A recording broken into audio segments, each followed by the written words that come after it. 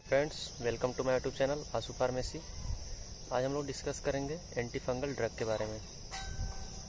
तो friends, anti fungal को जानने से पहले हमको जानना ज़रूरी है कि फंगल ये शब्द क्या होता है, मतलब फंगस क्या होते हैं। तो फ्रेंड्स, फंगस से ही बना है फंगल वर्ड। तो फंगस फ्रेंड्स ये एक कोशिकीय या बहुकोशिकीय यूनिसेलुलर और मल्टी सेलुलर ये ऑर्गेनिज्म होते हैं, ये जीव होते हैं जो इन्वायरमेंट में प्रेजेंट होते हैं। ये हवा के कण, धूल के कण, ये सब में ये प्रेजेंट होते हैं। तो फ्रेंड्स, अब आप पूछेंगे कि फंगस का क्या रोल होता है। तो फ्रेंड्स, फंगस जो होते हैं ये हार्मफुल भी होते हैं और मतलब फ़ायदा भी करते हैं और नुकसान भी करते हैं। तो फ्रेंड्स, ये पहली बात तो ये कि फंगस जो है ये इन्वायरमेंट को हमारे एक इकोसिस्टम चैन बनाने में मदद करता है। जो भी सड़ा गला पदार्थ होता है उसको ये डिकम्पोज करके कंपोस्ट तैयार करने में हेल्प करता है। तो ये चट्टान अगर हैं उस पर जो पेड़ पौधे या फिर छोटे जीव जो हैं उनको वो मर जाने के बाद जो सड़ गल जाते हैं तो उनको उनके बायोमॉलिक्यूल में छोटे छोटे कण में तोड़ देना और वहाँ पे कृषि योग्य भूमि बनाने में ये हेल्प करते हैं। तो फ्रेंड्स, ज़्यादा गहराई में नहीं जाना चाहते हैं और शायद आपको ये टॉपिक क्लियर हो गया होगा फंगस का। फंगस क्या होते हैं? ये एक कोशिकीय बहुकोशिकीय जीव होते हैं। कुछ ये नुकसान भी करते हैं, कुछ फ़ायदा भी करते हैं। जो नुकसान करते हैं उनके लिए हमको मेडिसिन्स बनानी पड़ी। उसका क्या नाम दिया गया? Anti fungal. शायद आपको क्लियर हो गया होगा क्या नाम दिए उसको? Anti fungal.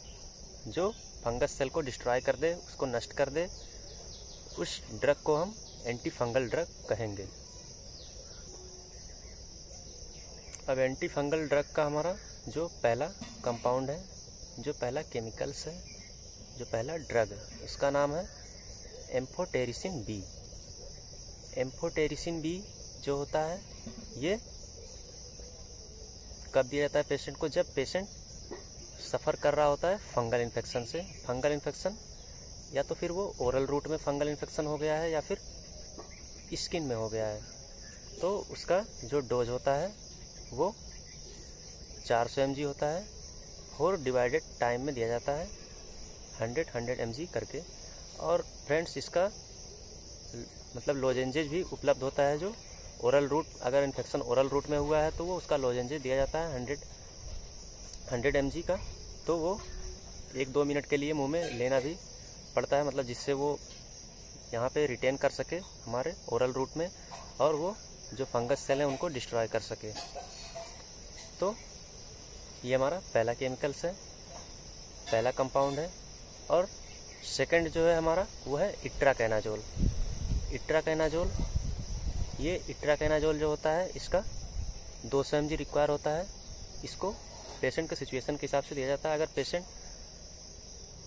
ज़्यादा सीरियस है तो फिर उसको 200 mg दिया जाता है और अगर कम सीरियस है तो फिर वो 100 mg रिक्वायर होता है। और इसका जो यूज होता है फंगल इन्फेक्शन में, आपका ओरल रूट फंगल इन्फेक्शन हो गया या फिर डर्मेटोफाइटोसिस।